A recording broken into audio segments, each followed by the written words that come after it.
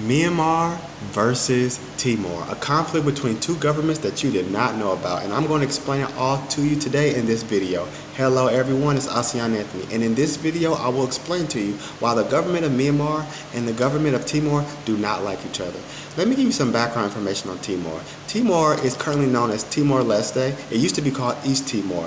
Now this is an Asian Christian country of about 1.7 million people, and it sits in between Australia and Indonesia. The most important thing you need to know about this country is it wants full ASEAN membership, not observer status, which they have now. And observer status just means we know you want to be an ASEAN country, but we're not going to let you into the group. So what happened in between these two countries?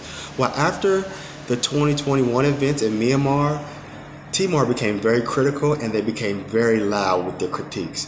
Now, because they weren't so rich and influential and they didn't have a lot of people, Myanmar was able to just ignore them. But Timor actually wanted Myanmar to be out of ASEAN and they wanted to replace Myanmar. But like I said, Myanmar just ignored them until Timor invited a group to an opposition group for talks in Timor. This group was called the National Unity Group. Okay, I know that's not the real name, but that's what I'm going to call them, the National Unity Group.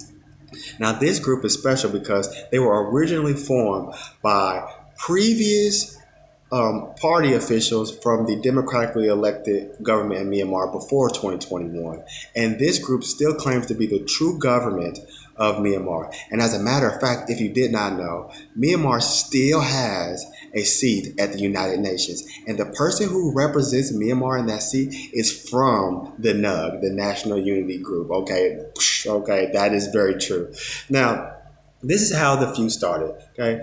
Timor became critical of it, and then they started hosting the NUG, and that is when Myanmar got mad. So what does Myanmar do in response? Well, Myanmar just kicks out a few envoys from Timor that were in Myanmar. Now, these were like Christian missionaries, some low-level diplomats, but the reason why this is important is because usually governments don't kick out diplomats or government officials out of their country.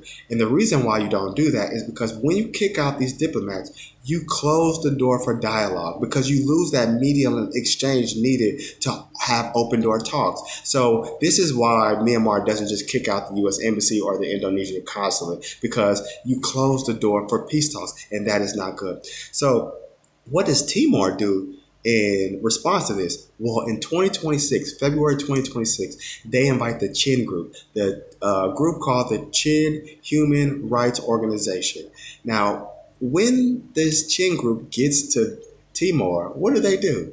They file a case against Myanmar for crimes against humanity and war crimes. Okay, now this makes Myanmar very, very angry. So what does Myanmar do in response? Well, they file a formal protest. Now, what is a formal protest? A formal protest is just like a written letter, a written formal official letter that's sent to all the embassies and many of the diplomats that just say that we disagree with this activity, and yada yada yada. It's basically just a formal document that say we don't like them anymore.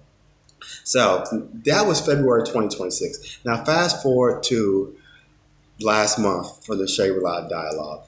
Now, Timor does attend the Shangri-La Dialogue, but Myanmar does not attend. Now, they might have had some representatives there, but they weren't given any stage time. Timor, on the other hand, was given stage time. Now, the president of Timor does attend, okay? Now, the president of Timor, he doesn't have the same type of light rhetoric. He's not as nice as the other officials, you know? He doesn't have as much to lose. He's not as powerful, as influential. As a matter of fact, he got up on one of his speeches. He got on the stage in front of everyone and called the United Nations irrelevant, okay? This man has some choice statements. Let me just read to you a few of the statements. He said, okay, he called the UN irrelevant in front of everybody. He spoke about world powers not being able to help Myanmar. He called the world powers powerless if they can't do anything about Myanmar, or he's called the ASEAN powers powerless because they can't do anything about Myanmar. According to the Myanmar president, he said that Myanmar is actually a stain on ASEAN's otherwise impressive record.